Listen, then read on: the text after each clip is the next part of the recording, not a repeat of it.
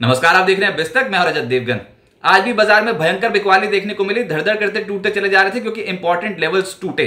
आज जैसे ही 22,200 22,180 का स्तर टूटा तो बाजार हो लिया नीचे। आमतौर पे वीकली एक्सपायरी वाले दिन एक रेंज पे होता है कामकाज, लेकिन नहीं संभल पा रहे हैं। लगातार बिकवाली, एफआईआईज की बिकवाली का प्रेशर, वोलेटिलिटी बढ़ना, ये कुछ इंपॉर्टेंट कारण है। तो इस वीडियो में बताएंगे कि बाजार क्यों टूट रहा है और अब आने वाले समय के लिए क्या करना चाहिए।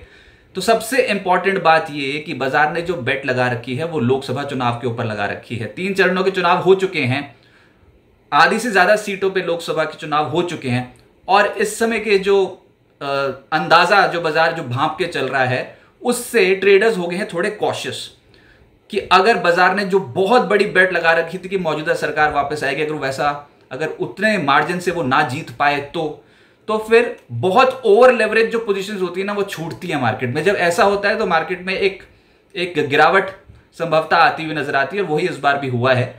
और ऊपर से एफआईआईज का मूड खराब है। एफआईआईज तो अभी खरीदेंगे ही नहीं, एफआईआईज लगातार बेचते चले जा रहे हैं। मई के आंकड़े हैं नेगेटिव, इस वीडियो में आपको वो मई के आंकड़े बताएंगे।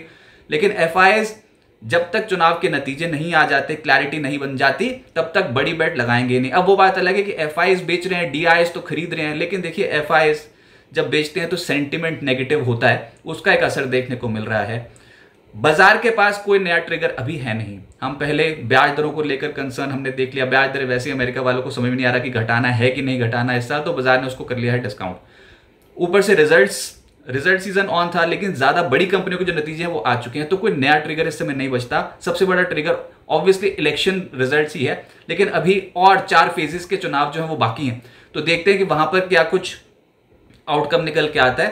पर अगले महीने का जो पहला वीक होगा ना, बाजार उस पर बहुत बड़ा दाव लगाएगा। उससे पहले हल्के होते चले जा रहे हैं। सबसे बड़ी मुसीबत जो बन रही है वो है वोलेटिलिटी। इंडिया विक्स आज के दिन का हाई है 19.17 और 23 अप्रैल को ये था 9.85। अब आप समझो 10 से उछल के सीधा 19 का स्तर पार कर गए, तो ये करीब करीब बैठता है 94%। पिछले 11 सत्रों में 94% इंडिया विक्स बढ़ा है और जब जब इंडिया विक्स बढ़ा है तब तब तनाव बाजार पर देखने को मिला है।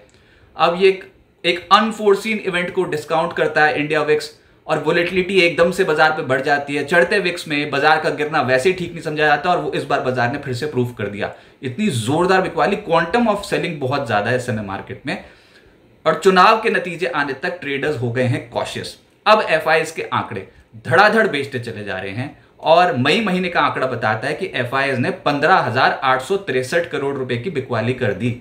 ये 8 मई तक कर दी थी, तो 9 मई का और आंकड़ा आएगा आज बाजार बंद होने के बाद, तो वो भी इसमें और ऐड कर लेना। पर फिलहाल का जो आंकड़ा है वो है 15,863 करोड़ रुपए की सेलिंग। डीआईएस की 11,058 करोड़ रुपए की खरीदारी है। तो बताओ फिर बाजार क्यों नहीं संभला। आप कह सकते हो कि टूटा तो ऊपर से सिर्फ 700 750 पॉइंट्स किया ना, 800 पॉइंट्स, लेकिन फिर भी डीआईएस की भी तो खरीदारी थी 11,058 करोड़ रुपए की। एफआईआईएस की खरीदारी अच्छा खासा असर डालती है क्योंकि वो इंडेक्स हैवीवेट्स जो होते हैं ना, वो एफआईआईएस उनमें पोजीशन बनाते हैं और इंडेक्स हैवीवेट्स जब छूटने लगते हैं उनके हाथ से, जब वहां पर वो बिकवाली करते हैं तो उसका असर निफ्टी पे डेफिनेटली बनता हुआ नजर आता है। तो ये कहना गलत है कि एफआईआईएस की बिकवाली का असर नहीं पड़ेगा। एफआईआईएस की बिकवाली का असर पड़ता है इंडियन मार्केट्स पे।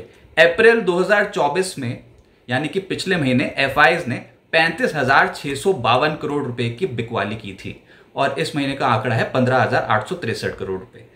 एफआईआईएस की लगातार 5 सत्रों से बिकवाली होते चली जा रही है। 2 मई को 964 करोड़ रुपए बेचा, 3 मई को 2,392 करोड़ रुपए बेचा, 6 मई को कैश मार्केट का आंकड़ा था 2,169 करोड़ रुपए नेगेटिव, 7 मई को 3,669 करोड़ रुपए नेगेटिव और 8 मई का आंकड़ा है 6,669 करोड़ रुपए की बिकवाली। एफआईआईएस की इस क्वांटम की बिकवाली हुई है। तो मई महीने में जैसे ही ऑल टाइम हाई लेवल्स लगाए उसके बाद एफआईआईएस ने करा है पोर्टफोलियो हल्का, ऊपरी स्तरों पर कर दिया नेगेटिव। और ये उनका पैटर्न ही है कि वो कभी भी इलेक्शंस के टाइम पे किसी भी कंट्री में बड़ा दाव नहीं लगाते। क्लैरिटी उनको चाहिए, वो प्रीमियम देके खरीद लेंगे लेकिन वो अनसर्टेन मूड माहौल में नहीं खरीदेंगे। अब मई में निफ्टी के शेयर जो मैं कह रहा हूं कि बहुत तगड़ा इंपैक्ट पड़ता है। अगर निफ्टी की कंपनियां टूटने लगे तो सोचो क्या हो।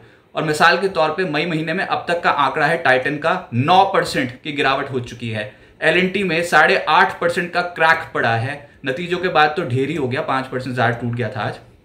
अदानी एंटरप्राइजेस 8% नीचे है। इंडसइंड बैंक 7% टूटा है मई महीने में अब तक।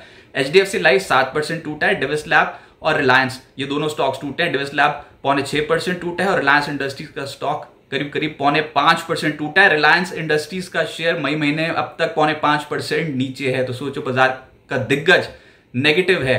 इसके अलावा अब तक जो चढ़े हैं, डिफेंसिव मोड पे हो गया मार्केट, तो सबसे ज्यादा चढ़ा है मई महीने में ब्रिटानिया 6.5%। रिजल्ट्स का इंपैक्ट था। रिजल्ट जैसे मर्जी हो, एफएमसीजी में खरीदारी लगभग तय की होती हुई नजर आएगी। हीरो मोटोकॉर्प नहीं चलता था ये स्टॉक, लेकिन 5% ऊपर हो गया मई महीने में। एचयूएल का स्टॉक 4% चढ़ गया इस महीने अब तक। टीसीएस ने संभालने की कोशिश की, 3.25% ऊपर है। एमएनएम, टाटा मोटर्स जैसे स्टॉक्स ऊपर है मई महीने में, और इन्फोसिस 1.5% के करीब ऊपर है पूरे महीने में अब तक। लेकिन निफ्टी का जो नक्शा है ना, वो इस समय बिल्कुल बिगड़ चुका है। ये सेल ऑन राइज वाली मार्केट बनी है, लेकिन ये वोलेटाइल रहेगी। अगर नीचे जा रहे हैं तो ऐसे नहीं कि ऊपर नहीं आएंगे, क्योंकि वोलेटिलिटी आपको बताया ना कि बहुत ज्यादा है। तो फिर दो तरफा चाल देखो आप। अभी तो हम नीचे जा रहे हैं, लेकिन अगर 1-2 फेजेस के इलेक्शंस और हो जाए तो क्या पता नेशनल स्टोर से बहुत ही तगड़ी आप एक शार्प पुल बैक भी देखो। तो ये अनसर्टेन माहौल है, इसमें मंदी करने वाले भी डरेंगे, लेकिन अभी जीत मंदी करने वालों की हो गई फिलहाल। तो वीकली एक्सपायरी वाले दिन बाजार को तोड़ा निफ्टी ने। जैसे आज 22,180 22,200 का स्तर तोड़ा, उसके बाद नीचे हो लिए। ये इंपॉर्टेंट स्तर था, इसको बचा के रखा हुआ था, लेकिन आज तोड़ दिया। निफ्टी की 50 दिनों की औसत के नीचे इस समय कामकाज हो रहा है। 50 दिन की औसत टूट गई है। कॉल राइटर्स हावी हैं। एलएनटी का शेयर आज भयानक टूटा है पोस्ट रिजल्ट, 5.5% ज्यादा। रिलायंस इंडस्ट्रीज आज 2% के करीब नीचे। आईटीसी का शेयर आज करीब करीब 2.5% नीचे है। तो ये हैवी वेट्स हैं, इनकी वजह से बाजार पे आज बहुत असर आता हुआ नजर आया।